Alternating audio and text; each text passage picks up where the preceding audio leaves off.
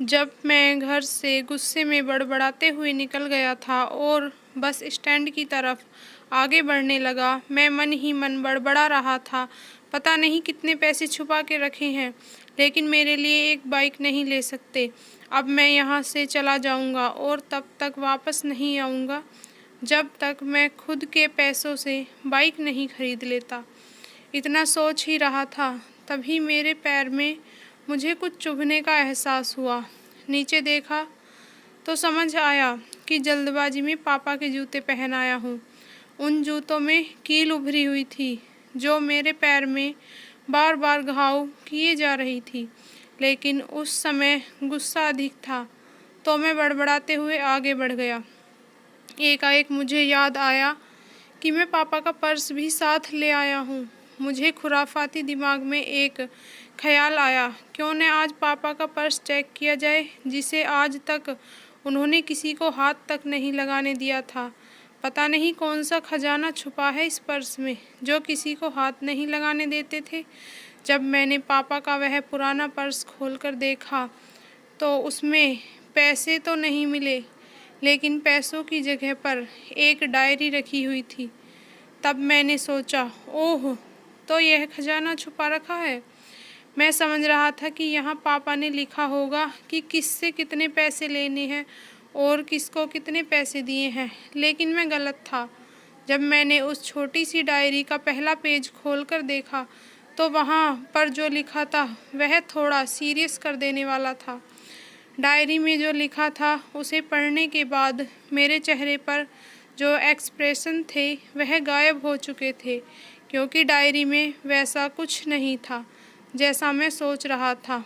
वहाँ पर उन पैसों का हिसाब लिखा हुआ था जो अलग अलग कामों के लिए अलग अलग लोगों से उधार लिए गए थे। उस लिस्ट में कंप्यूटर के नाम पर भी पैसे लिए गए थे। कुछ यूँ लिखा था, 50,000 बेटे के कंप्यूटर के लिए। यह वही कंप्यूटर था जिसे मैं आज तक यूज़ कर रहा था, लेकिन मुझे यह नहीं पता था उस कंप्यूटर को ख़रीदने के लिए पैसे कहाँ से आए थे। लेकिन आज पता चल रहा था। मुझे आज भी याद है, जब मैंने पहली बार कैमरे के लिए ज़िद की थी तो मेरे पापा ने मुझे 2 हफ्ते बाद मेरे बर्थडे पर लाकर दिया था, जिसे देखकर मैं बहुत खुश हुआ था। और मुझे खुश देखकर मुझसे कहीं ज़्यादा खुश मेरे पापा थे। पापा, अब मेरे चेहरे से गुस्सा एकदम गायब हो चुका था। जब मैंने आगे का पन्ना पलटा तो वहाँ पर कुछ इच्छाएं लिखी हुई थी। पहली जो विश थी उसमें जो लिखा हुआ था, अच्छे जूते पहनना। यह बात मेरी कुछ समझ नहीं आई। तभी मेरा पाँव अचानक सड़क पर भरे हुए पानी पर जा पड़ा और तभी मेरे पाँव में कुछ गीलापन होने का एहसास हुआ। जब मैंने जूता उतार कर देखा तो उसका तला टूटा हुआ था। यह देखकर मुझे डायरी में लिखी हुई बात याद आ गई। तभी मुझे माँ पापा की कही बात भी याद आ रही थी कि कैसे माँ जब कहा करती थी पापा से, अब तो जूते पुराने हो गए हैं, नए ले लीजिए, तो पापा अक्सर यह कहकर टाल दिया करते थे, जूते अभी तो चलेंगे, अभी कुछ दिन पहले ही तो लिए थे। मुझे आज समझ आ रहा था कि कितने दिन और चलेंगे। साथ ही साथ यह भी समझ रहा था कि पापा पर्स क्यों छुपा कर रखते थे। तभी उस डायरी को पढ़ते हुए बस स्टैंड पर पड़ी बेंच पर बैठ गया। अब उस डायरी का आखिरी पन्ना बचा हुआ था। उस पन्ने को जब मैंने पलट कर देखा तो वहाँ कल की डेट लिखी हुई थी। तारीख के नीचे लिखा हुआ था 50,000 बाइक के लिए। बस इतना पढ़ा और दिमाग सन्न रह गया। अब मेरे मन में कोई शिकवा गिला नहीं बचा था, बस मेरी आंखों से आंसू चले आ रहे थे। मुझे आज तक नहीं पता चला मैं उस दिन क्यों रोए जा रहा था।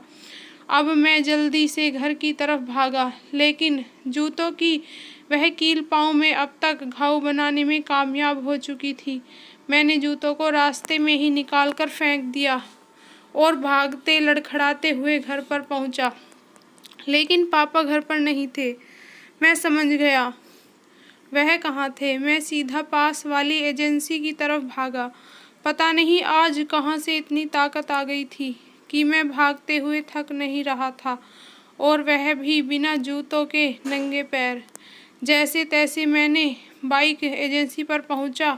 पापा वहीं थे। मैंने पापा को दौड़कर गले लगा लिया और मेरी आंखों से आंसू रुकने का नाम नहीं ले रहे थे।